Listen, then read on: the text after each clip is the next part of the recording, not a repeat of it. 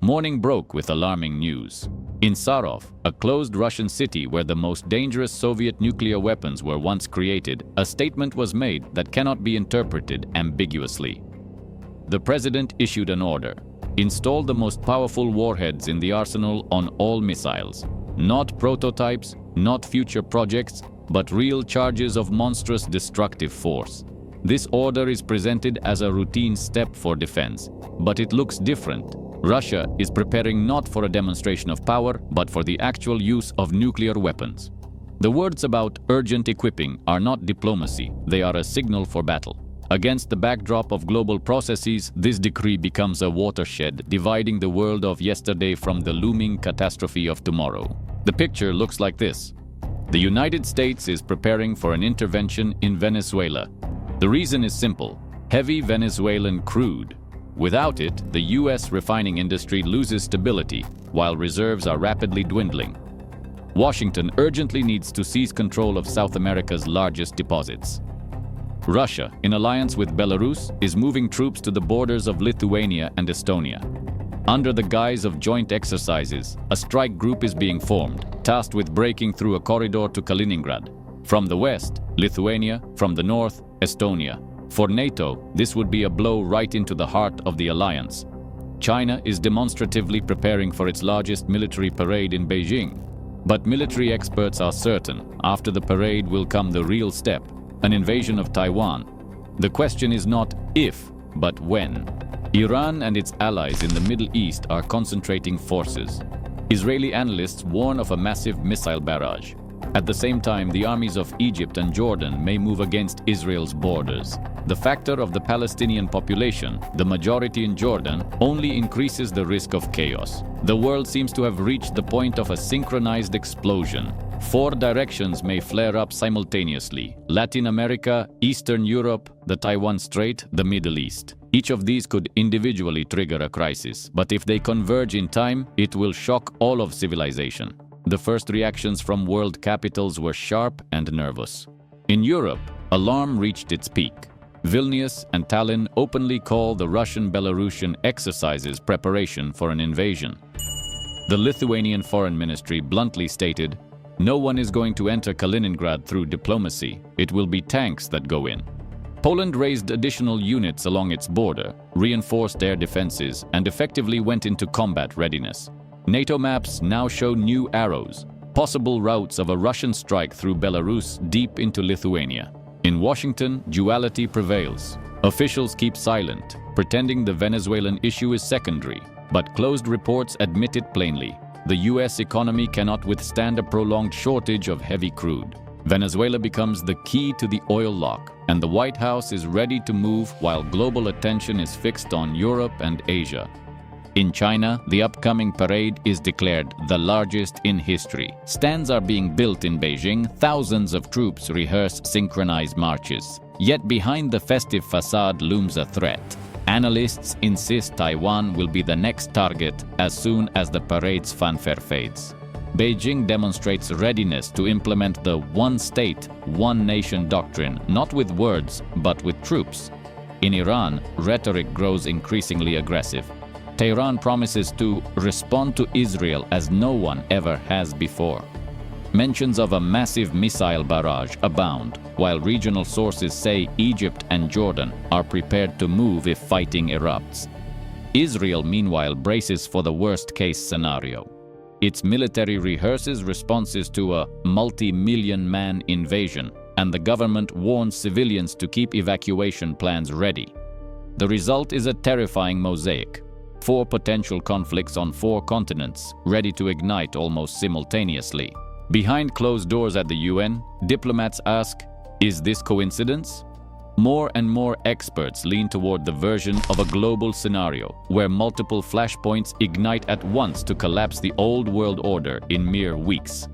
And while envoys exchange nods in corridors, military staffs push their red lines closer to the centers of Europe, the Middle East, and South America. Meanwhile, attention turns to Russia's internal transformation. It is becoming clear the country is rapidly turning into a digital concentration camp. This autumn, measures are expected that will change life for millions. Full control of the internet and shutdown of independent channels, ban on cash payments, transition to a digital ruble with tracked transactions, mandatory surveillance messengers that record any anti-government words, automatic fines and court summons for online comments, the possibility of immediate arrest triggered by artificial intelligence. This regime is described as a digital collar. A person ceases to be a citizen and becomes an object of monitoring. Every move is tracked. Every word can trigger a knock on the door. The final stage of this system is called new gulags, labor camps for dissenters. Barriers to leaving the country will be absolute. For those over 40, the situation is hopeless. Family responsibilities and aging parents will prevent escape. Only the young still have a chance. They are urged to leave now, or relocate to regions likely to break away in the future. Specific territories are named: Tatarstan, Bashkortostan, Yakutia, Buryatia, Altai. Regional identity and natural resources could allow these lands to become independent republics or join new unions. Another line is Kaliningrad. Analysts predict that the EU will hold a clean referendum there. The outcome, they say, is obvious. Residents will choose Europe, and the enclave will become the first exit window for Russians. But the digital dictatorship is only one part of the picture. Alongside it come forecasts of a post-apocalyptic future, pole shifts and changes in Earth's tilt, giant tsunamis wiping out coastlines, earthquakes in megacities, destruction of all major urban centers, the extinction of most of humanity.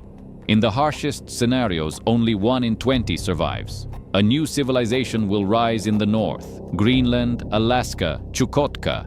These lands will turn fertile, suitable for vineyards and settlements. And most importantly, legends of Hyperborea and Atlantis return to the discourse. Ancient repositories of knowledge and technology are said to be hidden in the north.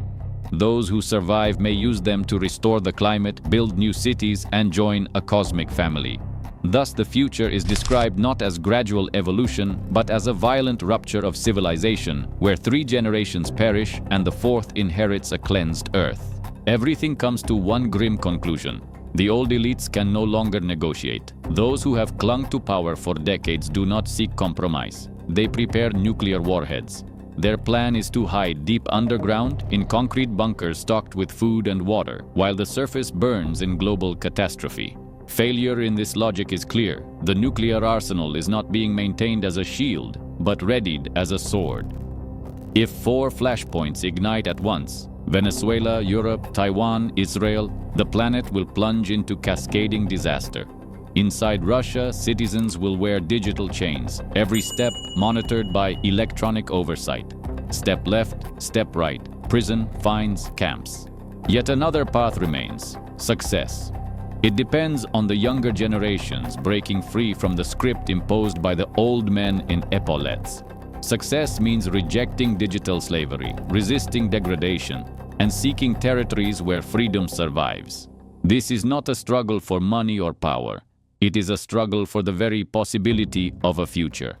The finale is both alarming and symbolic. Russia sets course for nuclear escalation. China prepares to seize Taiwan by force. The United States bets on Venezuelan oil. Iran and its allies take aim at Israel. Each line alone could spark war. Together they form a global trap where everything could collapse within weeks. The final call is stark. We are standing on the edge. The last days of peaceful time are slipping away. If today we let the elites descend into bunkers while we accept digital collars, tomorrow the planet will have no chance. But if even a part of society realizes the threat, the future can be reclaimed, not for profit or power, but for Earth itself, for those who will come after us.